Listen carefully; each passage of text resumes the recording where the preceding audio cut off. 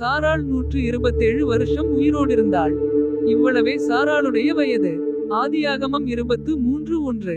கானான் தேசத்திலுள்ள எபிரோன் என்னும் கீரியாதர்பாவிலே சாராள் மரித்தாள். அப்பொழுது ஆபிரகாம் வந்து சாராளுக்காக புலம்பி அழுதான். ஆதியாகமம் 23:2. பின்பு ஆபிரகாம் பிரேதம் இருந்த இடத்திலிருந்து எழுந்து போய் ஏத்தின் புத்திரரோடே பேசி. ஆதியாகமம் 23:3. நான் உங்களிடத்தில் அந்நியனும் பரதேசியுமாய் இருக்கிறேன். என்னிடத்தில் இருக்கிற இந்த பிரேதம் என் கண்முன் இராதபடிக்கு நான் அதை அடக்கம் பண்ணுவதற்கு உங்களிடத்தில் எனக்கு சொந்தமாக ஒரு கல்லறை பூமியை தரவேண்டும் என்றான். ஆதியாகமம் 23:4. அதற்கு ஏத்தின் புத்திரர் ஆபிரகாமுக்கு பிரதியுத்தரமாக. ஆதியாகமம் 23:5. எங்கள் ஆண்டவனே, நாங்கள் சொல்லுகிறதை கேளும். எங்களுக்குள்ளே நீர் மகா பிரபு. எங்கள் கல்லறைகளில் முக்கியமானதிலே பிரேதத்தை அடக்கம் பண்ணும். நீர் பிரேதத்தை அடக்கம் பண்ண எங்களில் ஒருவனும் தன் கல்லறையை உமக்கு தடை செய்வதில்லை என்றார்கள். ஆதியாகமம் 23:6. அப்பொழுது ஆபிரகாம் எழுந்திருந்து ஏத்தின் புத்திரராகிய அத்தேசத்தாருக்கு வந்தனம் செய்து. ஆதியாகமம் 23:7. அவர்களோடே பேசி, என்னிடத்திலிருக்கிற பிரேதம் என் கண்முன் இராதபடிக்கு நான் அதை அடக்கம் பண்ண உங்களுக்கு சம்மதியானால் நீங்கள் என் வார்த்தையை கேட்டு சோகாருடைய குமாரனாகிய எப்பெரோன். ஆதியாகமம் 23:8.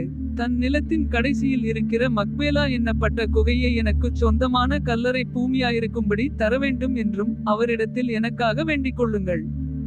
அது பெருமான விலைக்கு அவர் அதை தருவாராக என்றான். ஆதியாகமம் 23:9. எப்பெரோன் ஏத்தின் புத்திரர் நடுவிலே உட்கார்ந்திருந்தான். அப்பொழுது ஏத்தியனாகிய எப்பெரோன் தன் ஊர் வாசலுக்குள் பிரவேசிக்கிற ஏத்தின் புத்திரர் அனைவரும் கேட்க ஆபிரகாமுக்கு பிரதியுத்தரமாக. ஆதியாகமம் 23:10. அப்படியல்ல, என் ஆண்டவனே, என் வார்த்தையை கேளும். அந்த நிலத்தை உமக்கு தருகிறேன், அதிலிருக்கும் குகையையும் உமக்கு தருகிறேன், என் ஜனபுத்திரருடைய கண்களுக்கு முன்பாக அதை உமக்கு தருகிறேன், உம்மிடத்தில் இருக்கிற பிரேதத்தை அடக்கம் பண்ணும் என்றான்.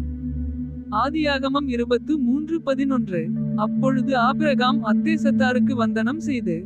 ஆதியாகமம் 23:12. தேசத்து ஜனங்கள் கேட்க எப்பெரோனை நோக்கி, கொடுக்க உமக்கு மனதானால் என் வார்த்தையை கேளும்.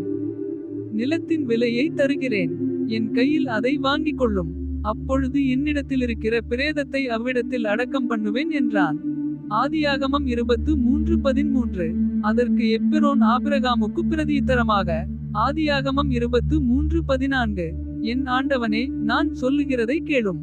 அந்த நிலம் 400 சேக்கல் நிறை வெள்ளி பெறும். எனக்கும் உமக்கும் அது எவ்வளவு காரியம். நீர் உம்மிடத்திலிருக்கிற பிரேதத்தை அடக்கம் பண்ணும் என்றான். ஆதியாகமம் 23:15. அப்பொழுது ஆபிரகாம் எப்பெரோனின் சொல்லை கேட்டு ஏத்தின் புத்திரருக்கு முன்பாக எப்பெரோன் சொன்னபடியே வர்த்தகரிடத்தில் செல்லும்படியான 400 சேக்கல் நிறை வெள்ளியை அவனுக்கு நிறுத்து கொடுத்தான். ஆதியாகமம் 23:16.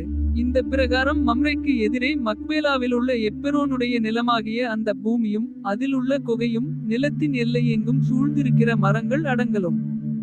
ஆதியாகமம் 23:17.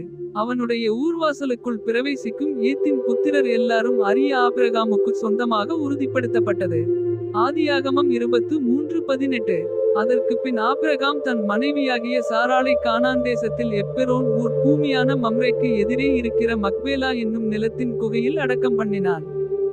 ஆதியாகமம் 23:19. இப்படி ஏத்தின் புத்திரர் கையில் கொள்ளப்பட்ட அந்த நிலமும் அதிலுள்ள குகையும் ஆபிரகாமுக்கு சொந்த கல்லறை பூமியாக உறுதிப்படுத்தப்பட்டது. ஆதியாகமம் 23:20.